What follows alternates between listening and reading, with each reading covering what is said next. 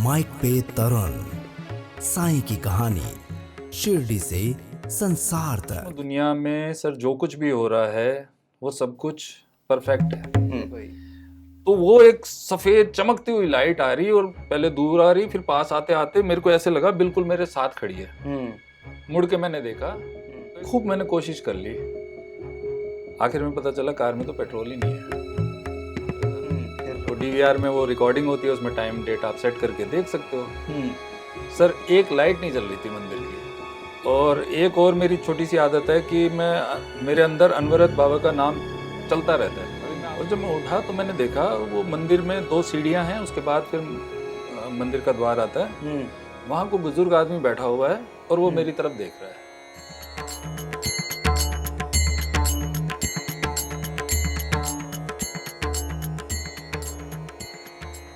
ओम साई राम। साईं की कहानी, शिरडी से संसार तक। ये माइक पे तरुण पॉडकास्ट में जो हर हफ्ते गुरुवार को आप ये वार्ता सुनते हैं, साईं बाबा के अनुभव सुनते हैं, इसे हम प्रसारित करने की कोशिश कैसे करते हैं पता है? बाबा खुद कहते हैं कि आज इन्हें बुलाना है, आज इन्हें बुलाना है, और फिर एक के बाद एक मेहमान आते हैं और बाबा की कहानी अपनी ज़बानी बताते हैं कि क्या वो महसूस करते हैं। और ये कारवां बहुत अच्छा चल पड़ा है। आप लोग कॉल्स कर रहे हैं, आप मैसेजेस करके पारायण से भी जुड़ना चाहते हैं, ये चीज़ हमें बड़ी अच्छी लग रही है। तो ये सभी बातें सब बाबा के आशीर्वाद से ही संपन्न हो रही है। और आज का एपिसोड, जो हमारा एपिसोड है, वो अब आगे बढ़ता है, तो आपको मिलवाते हैं उनसे जो कि साईं बाबा के अनन्य भक्त हैं। और बचपन से ही साईं बाबा से जुड़ाव रहता है हम सभी का, जो भी साईं के भक्त हैं। लेकिन कब वो अपने आप में बताते हैं कि देखो मैं हूँ, तब पता चलता है अरे हाँ साईं बाबा हैं। तो आज जो शख्सियत हैं वो प्रदीप सिंह चोपड़ा जी हैं। आप कंप्यूटर के व्यवसाय से जुड़े हैं, बहुत से लोगों को कंप्यूटर के बारे में सिखाते हैं, बनाते हैं, बहुत सी चीज़ें करते हैं। सारी बातें बताऊंगा तो एपिसोड इसी में चला जाएगा। और साथ साथ में सीसीटीवी कैमरास भी लगाते हैं। और आपको एक बात और बताऊं, कूकस में जो साईं बाबा का मंदिर है, वहाँ पर जो कैमरे लगे हैं वो इन्होंने ही लगाए थे, और शायद बाबा ने ही वो एक कैमरा इधर घुमा दिया कि अब प्रदीप जी आप कैमरे में आ जाइए। तो बहुत बहुत स्वागत है। ओम साई राम। ओम साई राम तरुण भाई, Om Sai Ram. Thank you very much. आज आपने मुझे बुलाया और बाबा ने मुझे अनुमति दी कि मैं आज आपके साथ बैठूं और कुछ अपने अनुभव को मैं शेयर करूं। मैं एक्चुअली माफ़ी भी आपसे मांगना चाहता हूं क्योंकि 1-1.5 हफ्ते से आप मुझे बुला रहे थे, लेकिन मैं तो ये बोलूँगा कि व्यवस्थाओं की वजह से मैं नहीं आ पाया। लेकिन मुझे ऐसा लगता है कि शायद बाबा की अनुमति नहीं थी, इसलिए मैं आपके पास तक नहीं पहुँच पाया। बाबा चाहते थे कि ये वाली व्यवस्था हो जाए तब बुलाऊंगा। ऐसा भी हो सकता है क्योंकि ये बहुत ही गौण चीज़ें हैं, तो हम एक आम इंसान की तरह हम नहीं पकड़ पाते इनको। बट जो भी है, बाबा की इच्छा से आज मैं आपके साथ हूँ। वाह। एक प्रश्न जो सबसे पहला मैं हमेशा पूछता हूँ, साईं बाबा और प्रदीप सिंह चोपड़ा कब कैसे जुड़ा हुआ? तरुण भाई, पहला अनुभव। हाँ, पहला अनुभव ऐसा हुआ कि एज काफ़ी कम थी उस टाइम, मेरी 22-23 साल की एज थी और ज़िंदगी अपनी मस्ती से चल रही थी। और क्योंकि इंजीनियरिंग स्टूडेंट थे तो मौज मस्ती की कुछ आदतें भी ज़्यादा थी हम लोगों की। तो मेरे एक मित्र हैं, पुनीत जी नाम है उनका। तो वो कुकस में साईं बाबा मंदिर से जुड़े हुए थे और पंडित जी को बहुत अच्छे से जानते थे। तो वो मुझे सबसे पहली बार उस मंदिर में लेके गए थे, कोई कंप्यूटर से रिलेटेड, आईटी से रिलेटेड काम के लिए। पर तब मैं उस मंदिर में गया था तो एक आम मंदिर की तरह मैं गया था, जैसे हम और मंदिरों में जाते हैं। कोई जुड़ाव नहीं था मेरा, ना मैं साईं बाबा को ऐसा कुछ मानता भी था, ईमानदारी की बात। तो वहाँ चला गया, पंडित जी से मुलाकात होगी, अपना काम वाम किया और मैं वापस आ गया। पर वो एक्चुअली में कुछ बहुत बड़ा जो मेरे साथ होने वाला था उससे पहले की वो एक घटना थी। अच्छा। क्योंकि उसके थोड़े टाइम बाद ही, कुछ 6-8 महीने बाद ही, जीवन ने एक ऐसा करवट ली कि मैं एकदम असहाय महसूस करने लगा। क्योंकि जयपुर में मैं अकेला रहता था, माताजी पिताजी पिलानी में रहते थे। तो एकदम से कुछ ऐसी घटना घटी कि मेरे को मतलब कहते हैं ना, पैरों तले जमीन सरक जाना, वैसा सब कुछ महसूस हुआ। तो मैंने पुनीत जी को दोबारा फ़ोन किया। मैंने कहा यार पुनीत जी, ऐसी ऐसी समस्या आ गई। तो उन्होंने कहा ठीक है, आप घबराओ मत, अपन मंदिर चलते हैं, पंडित जी के पास चलते हैं। तो तरुण भाई, हम लोग शाम को 5 बजे जयपुर से निकले। कुकस पहुंचने में आधा घंटा लगता है, हमें उस दिन करीब 5.5 घंटे लगे। मतलब आप तो दिल्ली के भी बाहर निकल जाते जब तक हाँ, जयपुर से कूकस पहुंचने में हमें इतनी ज़्यादा तकलीफ हुई। मैंने उस टाइम नई नई कार खरीदी थी। उस कार में कोई 1-2 लाख रुपए का कंप्यूटर का सामान रखा हुआ था, और वो खोले के हनुमान जी से थोड़ा सा पहले वो कार बंद हो गई। कुछ कोई दिक्कत नहीं, बस बंद हो गई। नई कार थी, चालू कर रहे हैं, नहीं चालू हो रही। चलो जी, फिर क्या करें, तो धक्का मार के सड़क के किनारे खड़े की। फिर हमने ढूंढना शुरू किया। ये मैं बात जो कह रहा हूँ, ये आपसे बात कर रहा हूँ करीब 23 साल पुरानी। 23 साल यानी 2001 के आसपास की एक या दो के आसपास की बात है। तो तब ये दिल्ली रोड इतनी ज्यादा बसावट भी नहीं थी, सुनसान अंधेरा रहता था इसमें। ये करते करते 8 साढ़े 8 बज गए हमें। फिर उनको कुछ याद आया तो उन्होंने किसी को फ़ोन किया, और कैसे कैसे तैसे करके कोई एक मुस्लिम भाई थे, उनका हमें गैराज पता चला। हम वहाँ गए तो उन्होंने पूरी गाड़ी को जांच लिया। वो कह रहे हैं कि मुझे नहीं समझ में आ रहा है कि चालू क्यों नहीं हो रही। बताओ, तो बात शुरू हुई है। हाँ। तो हमने कहा जी कुछ भी करके हमें कुकस तक पहुँचना, पहुँचवा दो। तो उन्होंने हमें एक स्कूटर दिया अपना एक। अब मिस्त्री के स्कूटर आपको पता है कैसे होते हैं, वो मिस्त्री वाले होते हैं। हाँ, उसमें हॉर्न के अलावा सब कुछ बज रहा है, और उसमें वो अपनी हेडलाइट भी नहीं काम कर रही। चलिए हम दोनों वो स्कूटर पे चालू हुए। थोड़ा सा आगे जाके वो स्कूटर भी बंद हो गया। फिर उनको फोन किया कि भाई ऐसे ऐसी तकलीफ हो। तो मतलब कैसे करके हम 11:30 बजे पंडित जी के घर पहुंचे। वो कुकस में मंदिर के सामने उनका काफी अच्छा बंगला था। हम वहाँ पहुंचे, और वहाँ से हम रात को करीब 12:30-1 बजे मैं पंडित जी से पूरी बातचीत करके और सब कुछ समझ के मैं वापस आया। स्कूटर को वहाँ बाहर खड़ा कर दिया, कार को स्टार्ट किया, कार स्टार्ट हो गई, और हम उसी कार से, जिसमें कोई रिपेयरिंग नहीं, कुछ नहीं हुई, और हम वापस अपने जयपुर घर आ गए। अब वो क्या था? अब वो था तो देखिए, वो एक बाबा का परीक्षा लेने का एक तरीका था मेरे हिसाब। अच्छा। वो ये देखना चाह रहे थे कि आप कितने डिटर्मिनेशन के साथ मेरे पे विश्वास करते हो। ये तो देखिए, जब वो उंगली पकड़ लेते हैं, हाँ, तो फिर वही चलाते हैं। वही चलाते हैं। और असल में तो होता ही वही है कि चला सर्वेश्वर ही रहा है। हम सोचते हैं कि हम चल रहे हैं, हम अपना एक कदम भी नहीं बढ़ा सकते। अगर ऊपर से आदेश हो जाए ना कि नहीं बस रुक जा, थम जा, तो क्या पता किसी को क्या अटैक आ जाए, कभी क्या आ जाए। पर अल्टीमेट अब उस बात की तरफ बढ़ते हैं कि जैसे ये एक ऐसा अनुभव रहा कि जहाँ बाबा ने आपकी एक परीक्षा ली कि भाई देखते हैं कितना दम है मेरे भक्त में जी। और उससे पहले आपका ही कोई जुड़ाव नहीं था जी। तो आपको क्या लगा कि क्या ये बाबा का ही था, या उस दिन क्या क्या बाद में क्या फीलिंग रही थी आपकी? तरुण भाई, बाद की फीलिंग का मैं आपको थोड़ा ब्रीफ में बता देता हूँ, क्योंकि उस जुड़ाव के बाद जीवन के 10 साल ऐसे निकले जहाँ रोज सुबह ये नहीं पता होता था कि मैं जिंदा हूँ या नहीं। अच्छा। ये समय 10 साल तक चला। उस टाइम जो मैं आपको बात बता रहा हूँ, क्योंकि उसके बाद फिर मेरा आना जाना शुरू हुआ। तब भी बाबा से इतना जुड़ाव नहीं था, पंडित जी से जुड़ाव हो गया था। आदमी क्या उम्मीद ये करता है कि ये इंसान मेरी मदद कर देगा, और उन्होंने मदद की भी। मतलब ओम प्रकाश जी नाम है उनका, ओम प्रकाश जी शर्मा। वो अगर कभी देखें इस पॉडकास्ट को तो मैं उनको कोटि कोटि नमन करता हूँ, उनके चरणों में नमन करता हूँ कि उन्होंने मेरे जीवन को क्या सहारा दिया। जी। उसके बाद सर मंदिर में आना जाना शुरू हुआ। जो घटना घटी थी जिसके लिए मैं मंदिर गया था, उसके बाद उसका 10 गुना और ज्यादा घटित हुआ। अच्छा, मैं एक चीज़ यहाँ पूछना चाहूँगा, जो आप थॉट लेकर गए थे जी कि मैं बहुत परेशानी में हूँ, ज़मीन खिसक रही है, पुनीत जी फिर आपको लेकर गए, वो परीक्षा हुई, तो उस परेशानी का हल निकला फिर? हाँ सर, हल निकला। वो हल ऑल्दो उस टाइम पे जब वो हल निकल रहा था, तब मुझे समझ में नहीं आया कि ये मेरे फायदे की बात हो रही है, मेरे नुकसान की बात हो रही है। क्योंकि मेरे जीवन से एक बहुत महत्वपूर्ण अंग जिस इंसान का था, वो मेरे जीवन से बहुत दूर हो गया था। जी। पर तब तो ये लगा कि सब कुछ लुट गया। लेकिन बाद में जब चीज़ों को गूढ़ता से समझ में आया, और जब आध्यात्म पे चले, बाबा को सहारा माना, बाबा के चरणों में रहे, तब समझ में आया कि वो इंसान नहीं जाता तो या तो मैं इस दुनिया में नहीं रहता, या वो इंसान इस दुनिया में नहीं होता। और ये हकीकत हुआ भी बाद में। मतलब इसके सबूत भी आ गए कि हाँ, जो कुछ भी हुआ बहुत अच्छा हुआ। तो ये बहुत, इसमें एक गूढ़ बात मुझे ये भी पता चलती है कि जैसे वेबसाइट है बहुत सी, और साईं बाबा के प्रश्नावली हैं, आंसर्स हैं, तो आस्क योर साईं बाबा करके जो वेबसाइट है, अक्सर उस पर पूछते हैं तो लोगों को जब वो हल मिलते हैं, 1 से लेकर 720 के बीच कोई अंक डालना होता है अपनी समस्या को लेकर, आप भी कर सकते हैं askyoursainbaba.com वेबसाइट पर जाकर। ये हमारी वेबसाइट नहीं, लेकिन जिसकी भी है बहुत अच्छा उन्होंने काम किया है। तो इस पे जैसे ही हम देखते हैं तो उस वक्त लगता है कि ये आंसर आया है, ये तो मेरा नहीं लग रहा, लेकिन नीचे क्या लिखा हुआ रहता है, आपको हो सकता है ये लगे कि अभी ये बिल्कुल वैसा परिप्रेक्ष्य में ठीक नहीं है, पर आगे जाकर आपको पता चलेगा ये सही जवाब है आपके लिए। और बाबा उस वक्त सब पहचान लेते हैं, वो दूर का जान लेते हैं और वो तो सब कुछ जानते हैं। आप जब जाने बाबा जी को और मुलाकातें शुरू हुई, मंदिर कूकस जाना हुआ, तो इस बीच कभी शिरडी भी जाना हुआ? नहीं साहब, आज तक मेरा तरुण भाई ऐसा कोई सौभाग्य नहीं है कि मैं शिरडी तक पहुंच पाया। लेकिन मेरी एक दूसरा मत है इसमें कि बाबा सर्वत्र हैं, वो ठीक है, बाबा का एक स्थान है, उनकी भूमि है।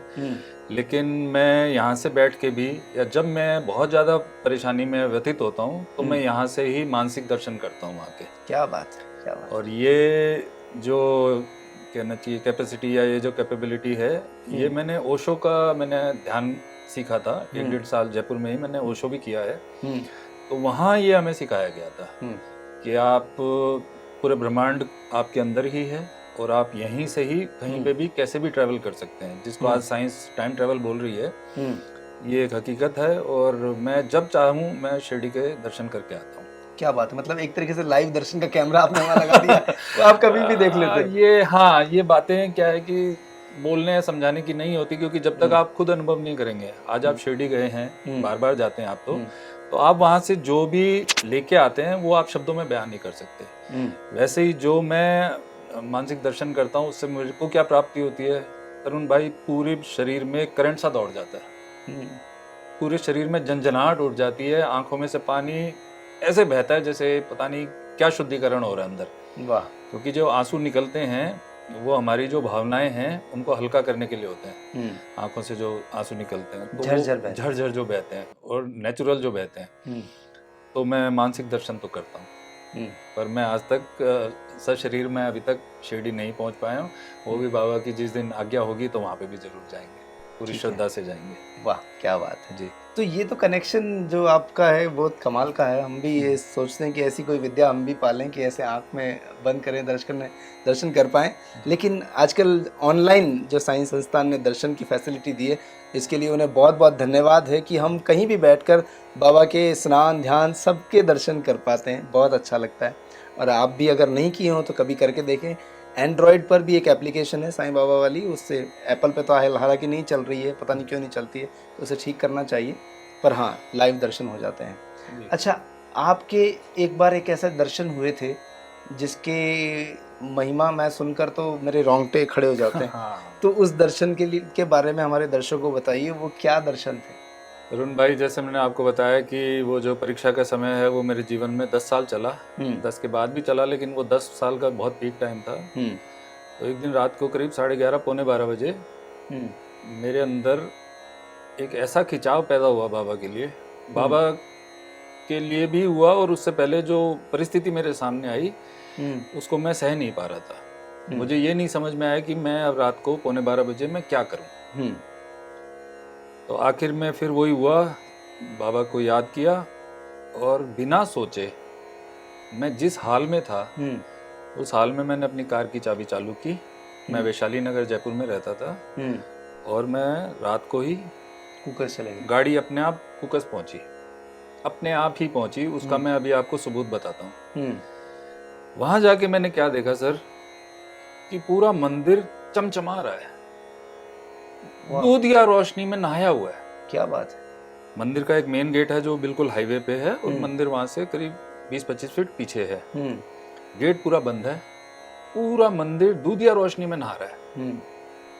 मैंने सड़क पे ही बैठ के मैंने माथा टेका और जब मैं उठा तो मैंने देखा वो मंदिर में 2 सीढ़ियां हैं, उसके बाद फिर मंदिर का द्वार आता है। वहां को बुजुर्ग आदमी बैठा हुआ है और वो मेरी तरफ देख रहा है। रोंगटे खड़े हो रहे हैं।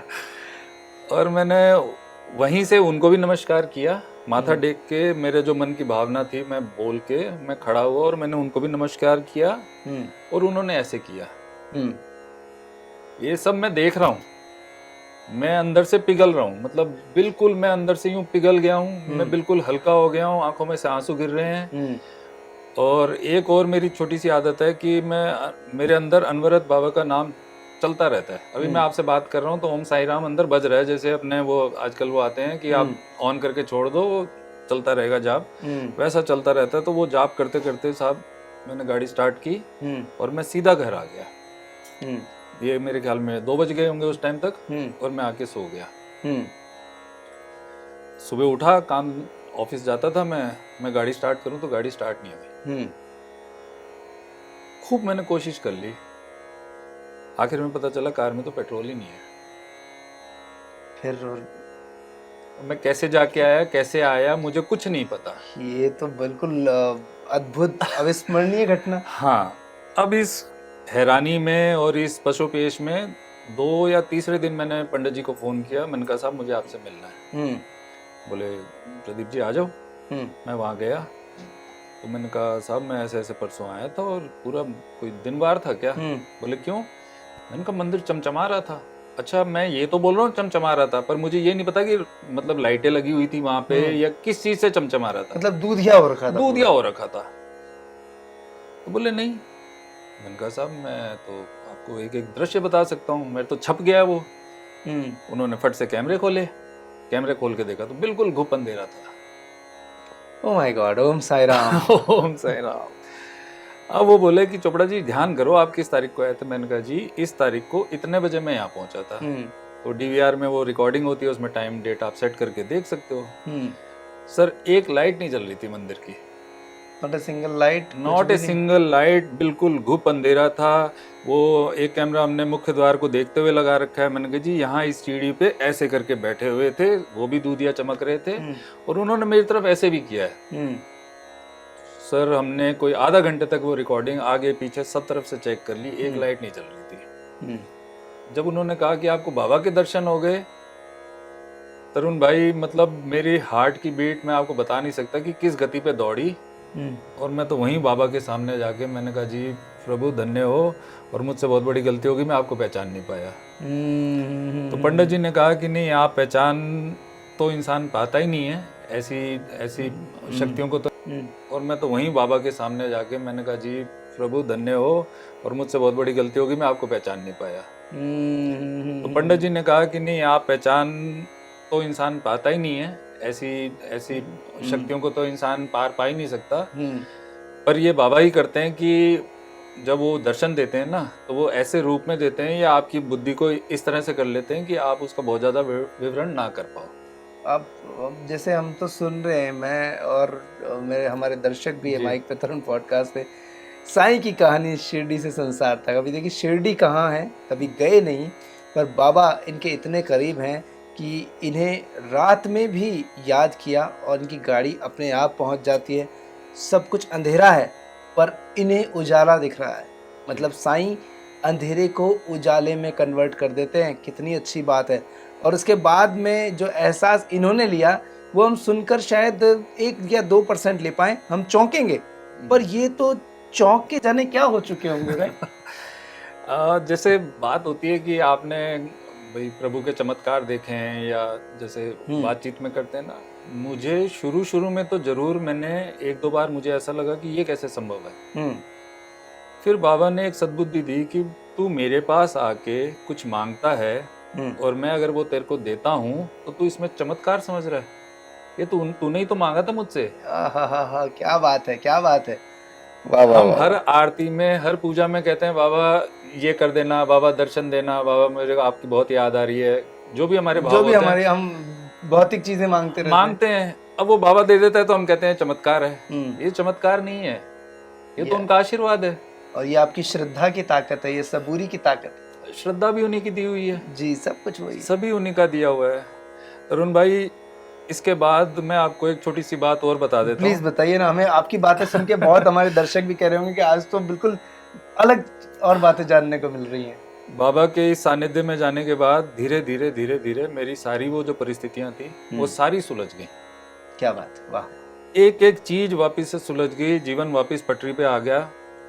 और क्योंकि हम इंसान हैं तो और हम सेल्फिश भी बहुत होते हैं, तो हम वापस से बाबा से दूर हो गए। मतलब वो क्या है कि जब अच्छे दिन चलते हैं तब दूर हो जाते हैं। हाँ, बाबा किसी भी आध्यात्मिक शक्ति को आपके पास बुलाना है तो पहले आपकी परीक्षा लेगा। बिल्कुल। उस परीक्षा को हम परेशानी कहते हैं। परीक्षा को परेशानी कहें? हाँ, हम तो सोचते हैं सब चीजें आसानी से मिल जाए। सब कुछ हमारे साथ वैसा ही होना चाहिए जैसा हम चाह रहे हैं। तो अगर हम जैसा चाह रहे हैं वैसा हमारे साथ होगा तो फिर बाबा को कौन याद करेगा।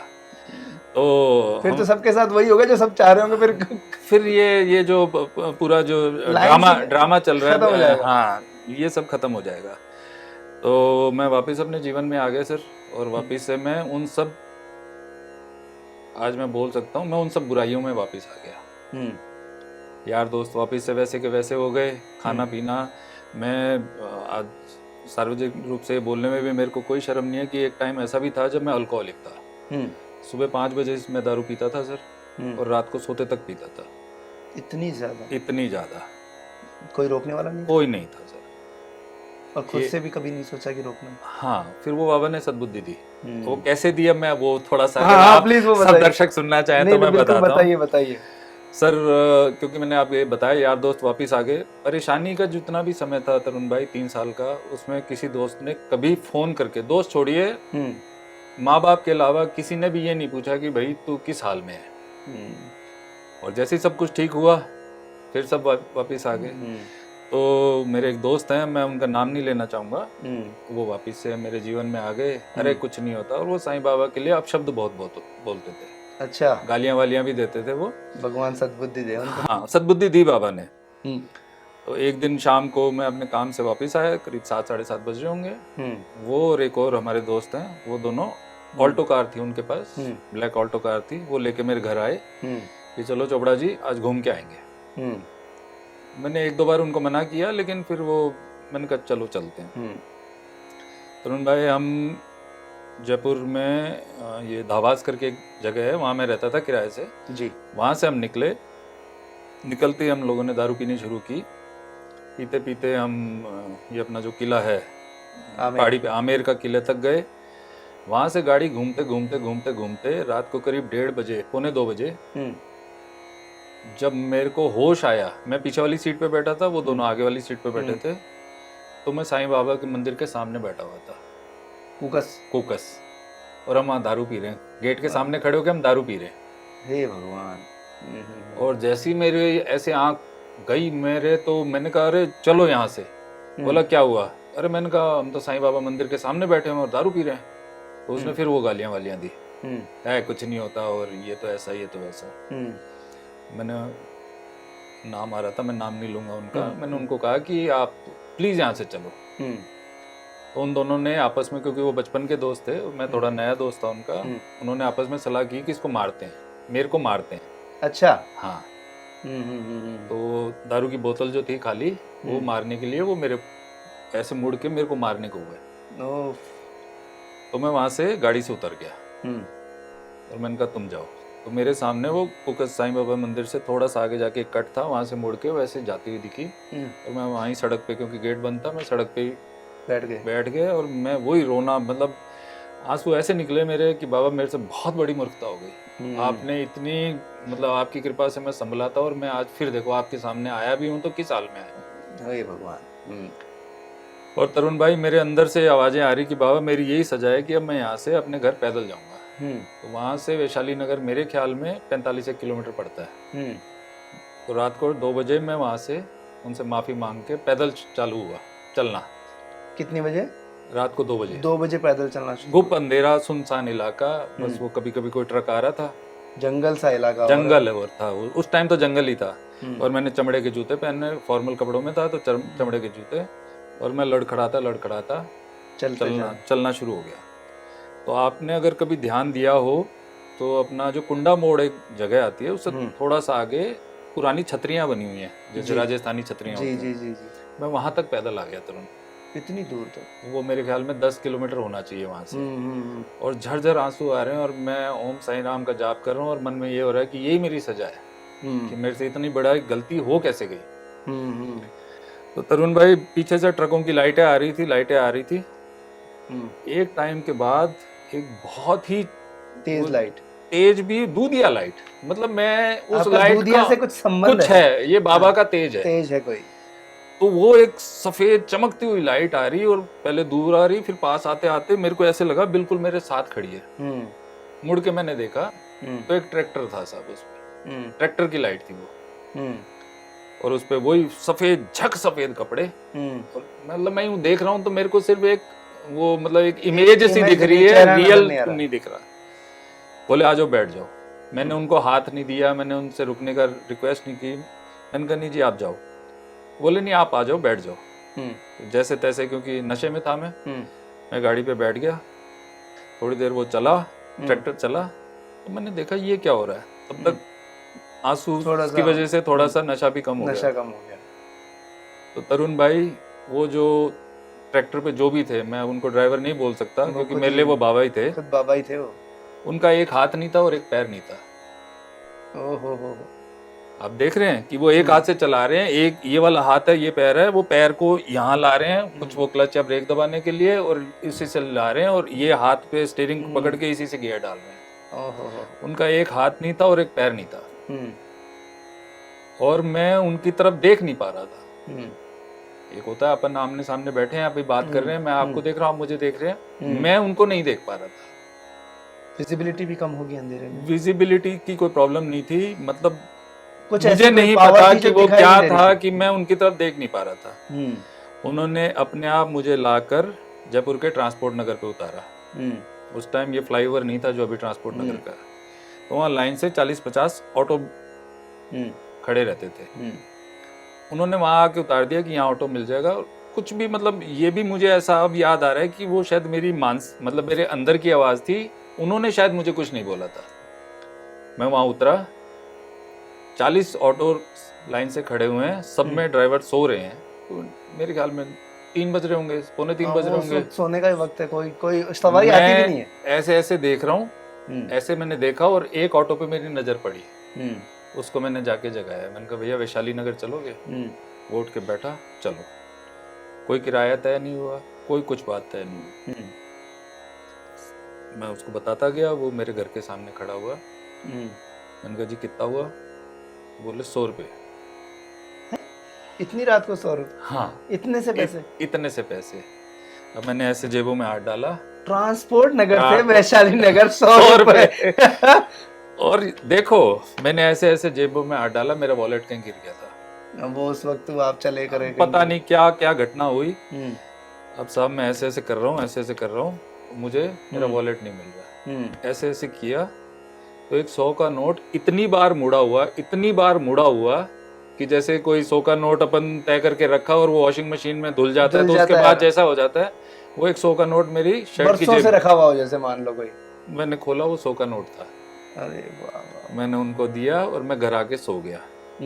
अब क्या है कि ये जब घटनाएं हो जाती हैं, उसके बाद जब अगले दिन आप उसका अवलोकन करते हो, रिकॉल करते हो, तब आपको लगता है कि ये कैसे संभव है, ये कैसे हुआ, ये तो हो ही नहीं सकता। चलो जी, उस दिन मैंने जब रास्ते में आ रहा था, मैंने तौबा कर ली थी कि मुझे अब इन दोनों से बात नहीं करनी, कोई दोस्ती नहीं करनी, और मैंने उसके बाद उनको संपर्क भी नहीं किया। क्या बात। तो वो जो बना जी थे जो गाड़ी चला रहे थे, उनकी वाइफ से प्रोफेशनल मेरी एक जानकारी थी। एक दिन उनका फोन आया मेरे पास कि प्रदीप सर कहाँ हो आजकल? मैंने कहा भाई मैं यहीं हूँ। कि उस दिन रात को आप भी साथ में थे क्या उनके? मैंने कहा किस रात को?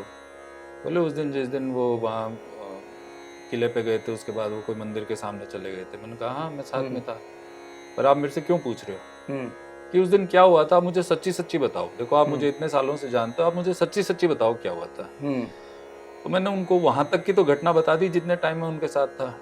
उसके बाद का मुझे भी नहीं पता था। मैंने कहा जी आखिर कहानी अलग थी वहां से कि रात को 2 बजे उन्होंने मुझे वहां छोड़ दिया था, मैं उतर गया था। तो ये तो बहुत आश्चर्यजनक घटना है जी कि उनकी पत्नी का भी फिर कॉल आया।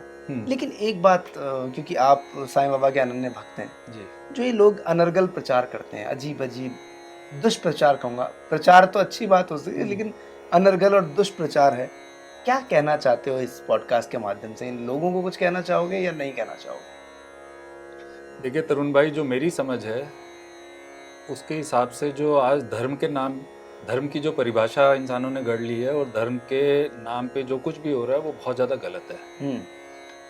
धर्म का एक्चुअल मीनिंग जो मुझे समझ में आया है वो है वे ऑफ लाइफ, जीवन जीने की कला सिखाता है हमें धर्म। राइट।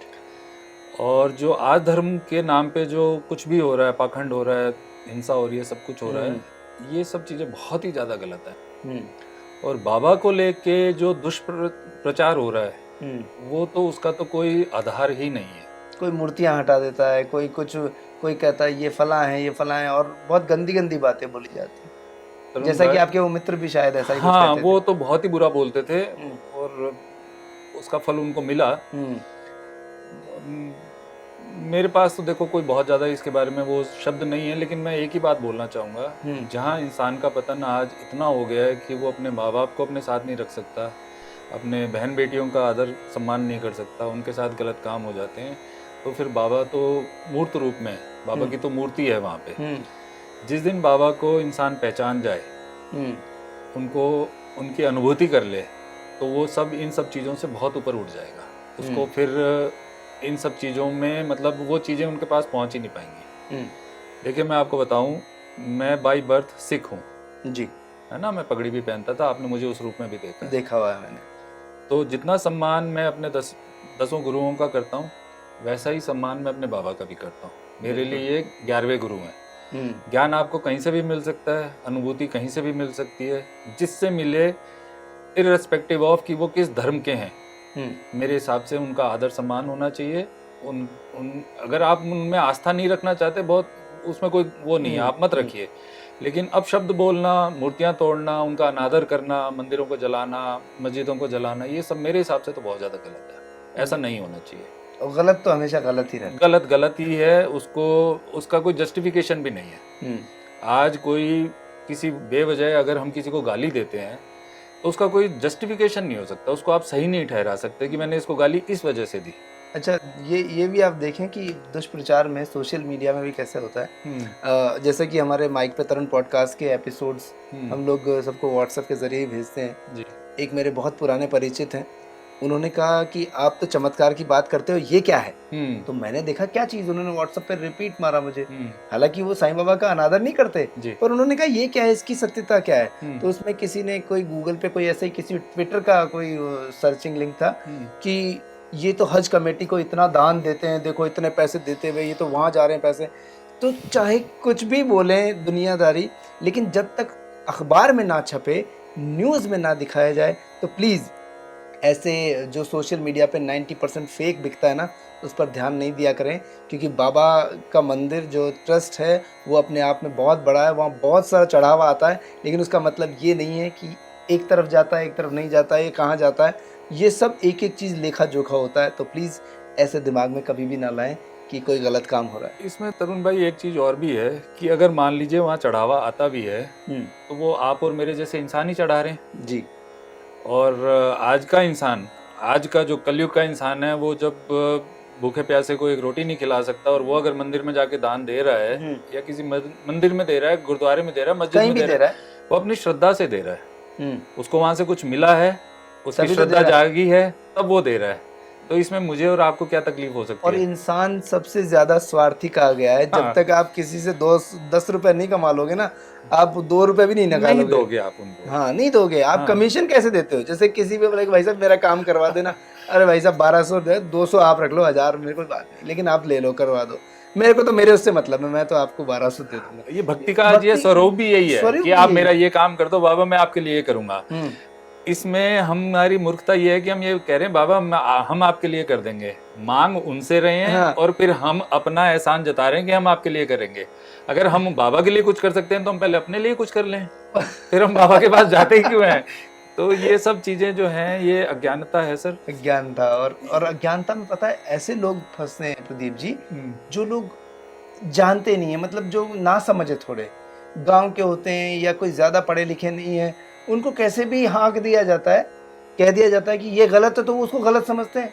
किसी ने कह दिया इस रील में मैं ये बता रहा हूँ ये सही है, तो वो सही है, वो गलत है तो वो गलत है।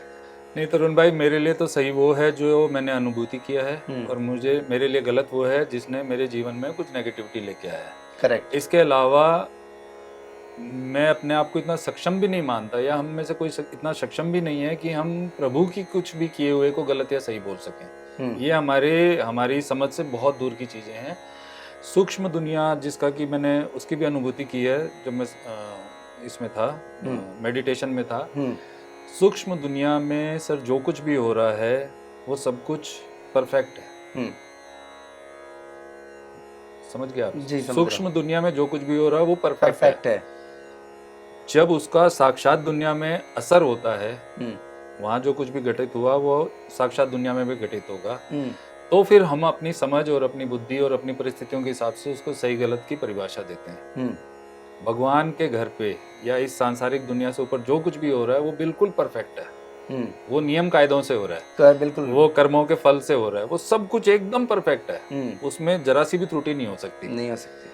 पर वो जब वो घटना वहां घटित होकर साक्षात दुनिया में उसके असर आता है, तब फिर हम जैसे मेरे जैसे मूर्ख इंसान जो हैं वो ये कहते हैं कि ये सही हो रहा है, ये गलत हो रहा है। कल भूकंप आया है म्यांमार में बहुत वहाँ सुनने में आ रहा है कि 2-3 हजार या 10,000 की भी आज मैंने न्यूज़ पढ़ी कि 10,000 लोग मर गए। बिल्डिंग से पत्तों की तरह बिखर गई एक ही सेकंड में। अब हम जैसे लोग जो हैं वो ये कहेंगे अरे बहुत बुरा हुआ, और एक्चुअली में जो हमारी बुद्धि है उसके हिसाब से वो गलत ही हुआ, इतने लोग मर गए।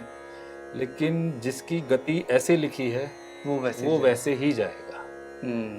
पल में पवन घनेरी चलती पल में पत्ते। उसी 10,000 में ऐसे लोग भी होंगे जिनके ऊपर पूरी बिल्डिंग गिरी होगी लेकिन वो जीवित निकलेंगे। जाको राके साईं ना मार सके, वो जीवित निकलेंगे। लक है उनका। तो इसमें सही गलत नहीं है, ये ब्रह्मांड की जो पूरी वो है प्रक्रिया है उसका एक पार्ट है।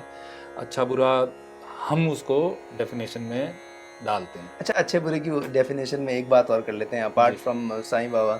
जब हम बात करते हैं मेडिटेशन की, जैसे आपने ओशो को भी ज्वाइन किया, तो ओशो के लिए भी लोग अलग अलग धारणाएं रखते हैं और बहुत बुरी धारणाएं रखते हैं।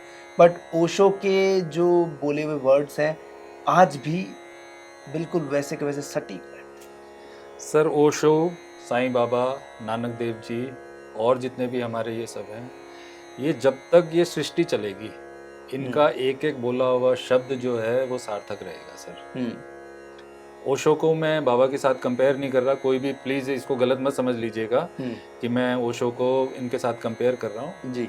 लेकिन ओशो ने जो मेडिटेशन की टेक्निक्स दी, उन्होंने कर्म कांड को ये बोला कि कर्म कांड को आप साइड में रखिए, आपको जो प्राप्ति होनी है वो आपको मानसिक रूप से प्राप्ति होनी है।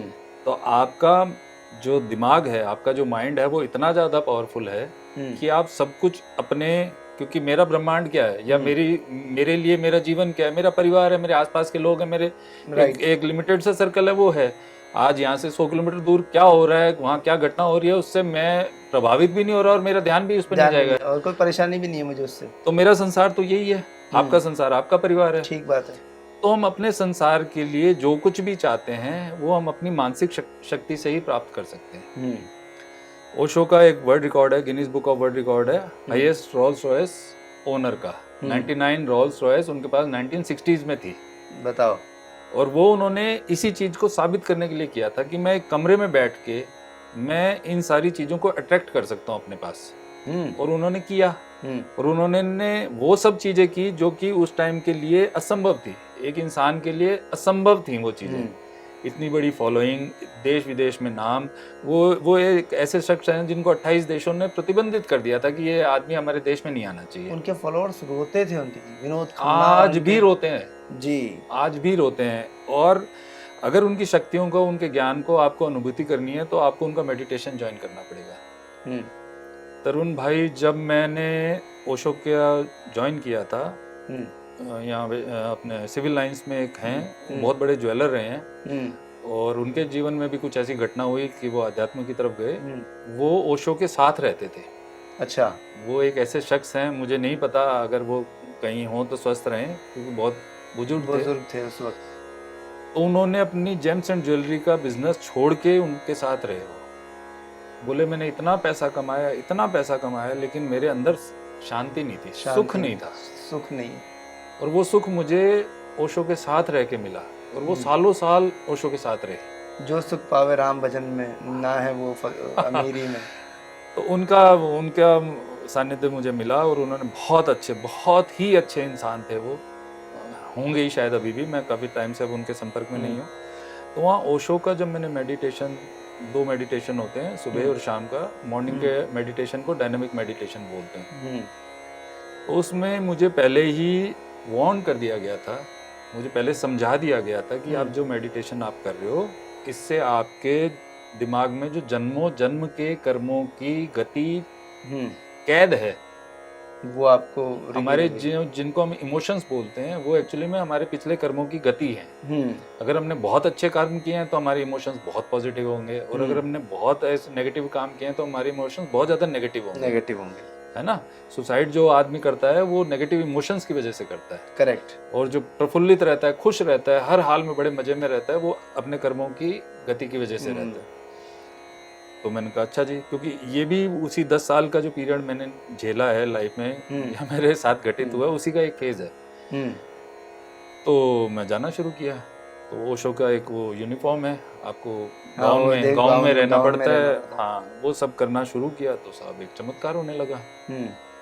चमत्कार ये हुआ कि जिस ऊर्जा का मैंने अपने अंदर कभी होने का आवाज भी नहीं था मुझे, कि मेरे अंदर ये भी है क्या, अपने आप को पहचान, वो सब एक हफ्ते के अंदर अंदर निकलना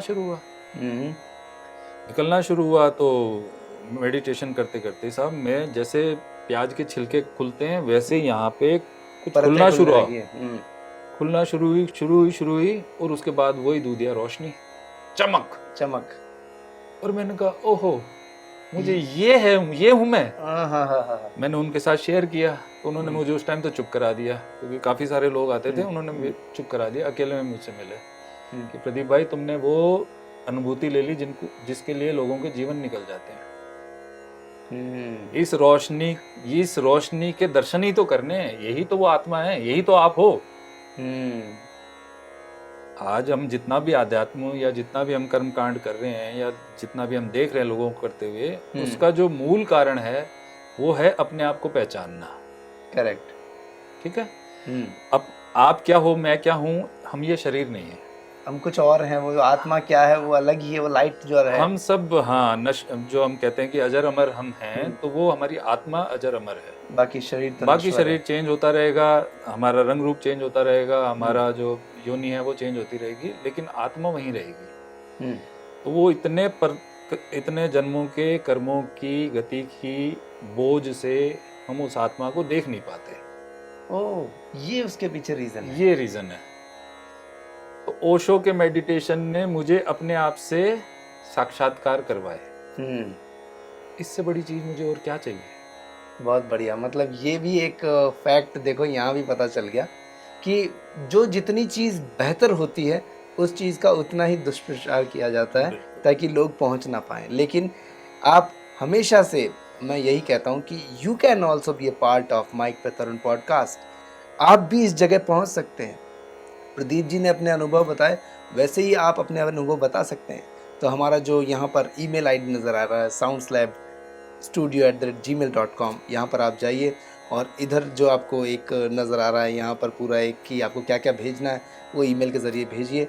और अगर बात बनी तो हम आपको बुलाएंगे। अगर आप जयपुर में हैं तो मिलेंगे, और नहीं तो फिर आजकल जैसे हमारे तो साथ कंप्यूटर के एक्सपर्ट हैं, तो हम जल्द ही आपको ऑनलाइन जैसे जूम मीट के ज़रिए या फिर उस तरीके से भी हम आपको हमारे शो में ले सकते हैं। इनफैक्ट एक नहीं, एक साथ दो तीन को ले सकते हैं, ये भी चीज़ कर सकते हैं। तो definitely we will do it.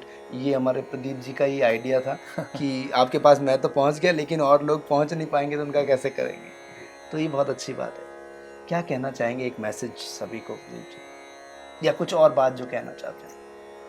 तरुण भाई, मैं बहुत ही छोटा इंसान हूँ इन सब चीज़ों के बारे में बहुत ज़्यादा बोलने के लिए, लेकिन मैं अपनी लाइफ का एक एक्सपीरियंस या मेरी लाइफ की एक लेसन को मैं आप ज़रूर शेयर करना चाहता हूँ।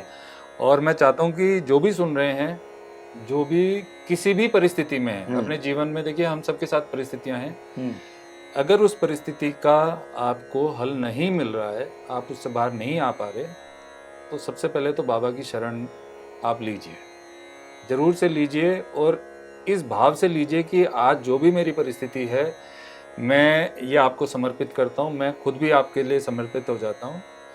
तो देखिए चमत्कार, क्योंकि चमत्कार जिस चीज़ की परिभाषा नहीं है वो उसको हम चमत्कार बोल देते हैं। जो चीज़ के होने का हमें उसका रीज़न नहीं मिलता, हम उसको चमत्कार बोल देते हैं। राइट।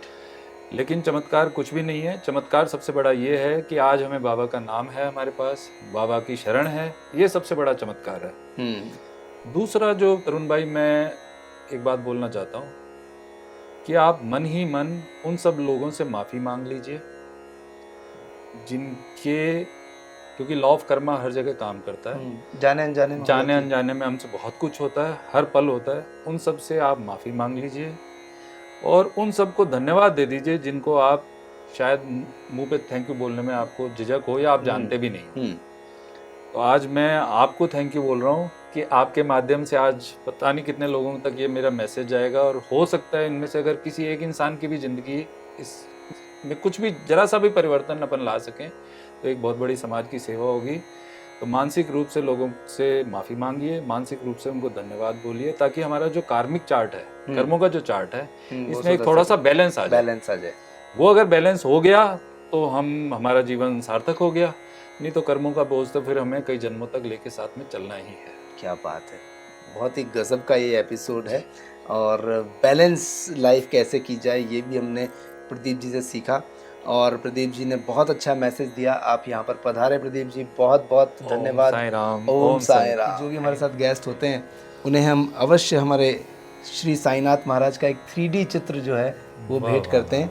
और ये हमारे जो साईं बाबा मंदिर जो ट्रस्ट है शिरडी, वहाँ पर शशिकांत जी हैं, वो हमें ये 3D चित्र उपलब्ध करवाते हैं ताकि हम आप तक पहुँचा सकें। वाह सर वाह। आज बाबा ने इस रूप में मेरे साथ मेरे जीवन के आगे के सफर में मेरे साथ होना था।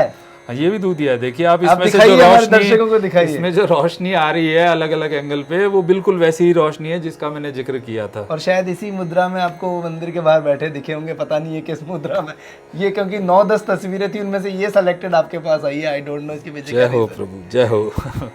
और तो ये हम ऐसे मुलाकात करते हैं, बहुत अच्छा लगा आपसे मिलके। और अब चलते चलते आपको बता दूं कि ये होती है श्री साईं सच्चरित्र, जो ये हम इसे पुस्तक नहीं कहेंगे, ये शास्त्र है साईं बाबा का, पूरी जीवनी है। और ये जिसने पढ़ी या जिसने इसकी ऑडियो बुक सुनी, वो जीवन में बहुत कुछ उन्हें अलग ही जैसे अनुभव होते हैं वो प्राप्त होने शुरू हो जाते हैं। तो अगर आपके पास ये शास्त्र नहीं है तो आप मंगवा सकते हैं साईं बाबा संस्थान से, ज़्यादा पैसे नहीं लगते। और अगर आप ऑडियो बुक सुनना चाहते हैं तो एक लिंक है डिस्क्रिप्शन बॉक्स में, वहाँ भी मिलेगा। और मैं यहाँ पर भी आपको बता देता हूँ कि हमारे चैनल में किस तरीके से आप वहाँ जा सकते हैं, पॉडकास्ट है उसका भी एक अलग। तो श्री साईं सच्चरित्र सुनिए, खुश रहिए, स्वस्थ रहिए। और माइक पे तरुण पॉडकास्ट पे अगले एपिसोड में हम वहाँ तक पहुँचेंगे जहाँ है कूकस का वो मंदिर, और कोशिश करेंगे कि उन मंदिर के पंडित जी से ही मुलाकात हो, ओपी शर्मा जी जिनका नाम। जी। तो आप माइक पे तरुण पॉडकास्ट को शेयर कीजिए और लोगों तक पहुंचाइए। एपिसोड पसंद आया तो ज़रूर लाइक कीजिए एंड कमेंट करना ना भूलें। ओम साई राम। ओम साई राम। ओम साई राम।